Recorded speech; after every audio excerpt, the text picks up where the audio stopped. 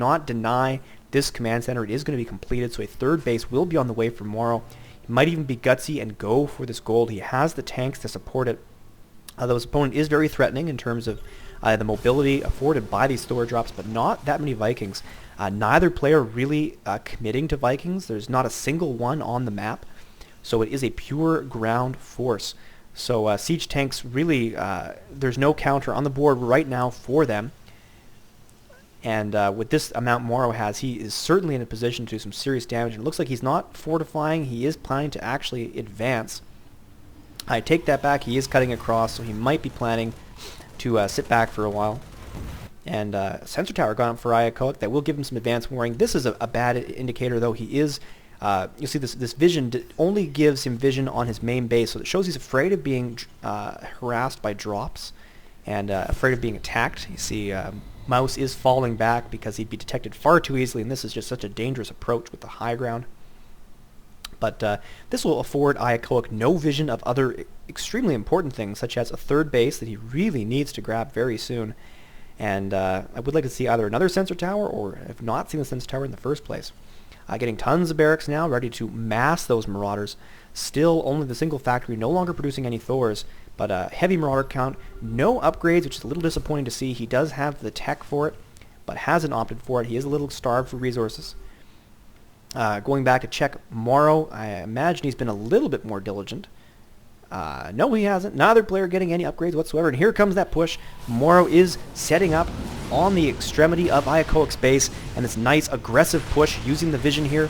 He moved in so fast, just slid into position, deployed those tanks. This tank, unfortunately, not being microed very well. And the Marines are in position. Tanks are on. Beautiful drop here by MorroW. It's going to be really hard for iEchoic to push this down. He is attacking on the south here. His tanks are deployed, but those Marauders suffering from a huge amount of tank fire. There are tanks on the high ground. So many of the medevacs also healing, but it looks like MorroW's ground force here is going to be pushed back, but he is alive and in the base. Tons of Marines with that support from the medevacs trying to take down this missile turret to keep those medevacs alive. The Raven even still moving. This force still alive. There's still one siege tank, and iEchoic taking tons of casualties, just trying to move around his own base, losing so many production buildings. All these SCVs have had to retreat, not even working right now. And heck, MorroW could even get away if he wanted to. He does not, loses all of those Marines, and looks like he's going to try and take the starport before taking off and leaving. He does leave with the medevacs, leaves this guy behind, and he's going to try and finish off the starport by himself. He stims, almost gets it, and he is not microed, but I think the starport is going to burn down. There it goes. Meanwhile, MorroW has wasted no time grabbing a 4th and 5th expansion. This 3rd already nice and on the way. It was attacked. I missed this. I guess this was the construction damage. Never mind. And already MorroW is preparing for a follow-up attack. You'll see tons of production going on from both players, but income is very now lopsided. 66 over 55, but the base difference is huge. So many of these SCVs are just hitting walls of diminishing returns. He needs his 3rd base, and a misclick by iEchoic. His SCV's not even working, and here comes that attack, already stimmed up. Marines and Marauders not even going to waste their time with SCVs, going to try and just deny this expansion, force it to float off, and another drop. Over here, just Marines, keeping iEchoic in his base. These Marines are toast, but MorroW is going to be forced to pull back. No mining SCVs here whatsoever. This command center, however, does not go down, and all MorroW needs to do is keep his opponent on 2 bases while he continues to macro. So much gas, so much minerals. MorroW is just overwhelmingly powerful here. These SCVs coming off the line to repair this orbital command so it doesn't get destroyed. Some nice wall going on here for these siege tanks. It's going to be very tough for MorroW to move in, but he does not need to. He has his containment. He is set up on his opponent's 3rd expansion, has vision on both of these towers, denying the central gold expansion. Has already taken this, already beginning to produce towers to deny iEchoic from pressing out, and iEchoic really needs to make something happen, trying to float this command center in. Needs to push, but he can't with these tanks in place. Going to lose several units in the push. MorroW going to lose these tanks for sure, but he knows his opponent has landed that command center, will be able to follow up with another attack right away, and here it is again, so many turrets being thrown up by MorroW. Amazing micro. His APM has got to be insane right now. I paused it, sorry. APM very, very high, 140, way higher than the 80 of his opponent. And you can see this mini-map, so much movement going on right now. So many SCVs building turrets, so many units now being advanced to hold on to this gold. He is now effectively taking control of half the map, and has let his opponent know that any expansion will be met with with force. Even missile turrets going down in his main, so the line has been drawn, the trenches are set, and all MorroW needs to do is encroach on one or two of these bases, and he will eventually strangle his opponent to death. Even siege tanks being placed on the high ground, and his own sensor tower to make sure there are no fancy drops.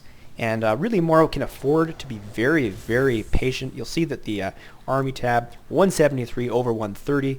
He's giving his opponent time to catch up, but really he's just banking resources. Is he finally getting upgrades? It looks like not. Still no infantry upgrades, still no vehicle upgrades. I can't imagine iEchoic has done much better. He's probably been manly producing units. Did get siege tanks, extra weapons. That's helpful. And I did have, I guess the engineering barrier was destroyed by that very effective push by MorroW. And you'll see, again, MorroW throwing up additional sensor towers. Both players just spamming sensor towers, really drawing that line in the sand.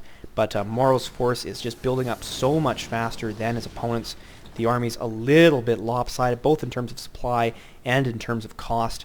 And not, unfortunately, in terms of upgrades. Really would like to see a few more upgrades from either players, especially given the scale of this fight. So many bases.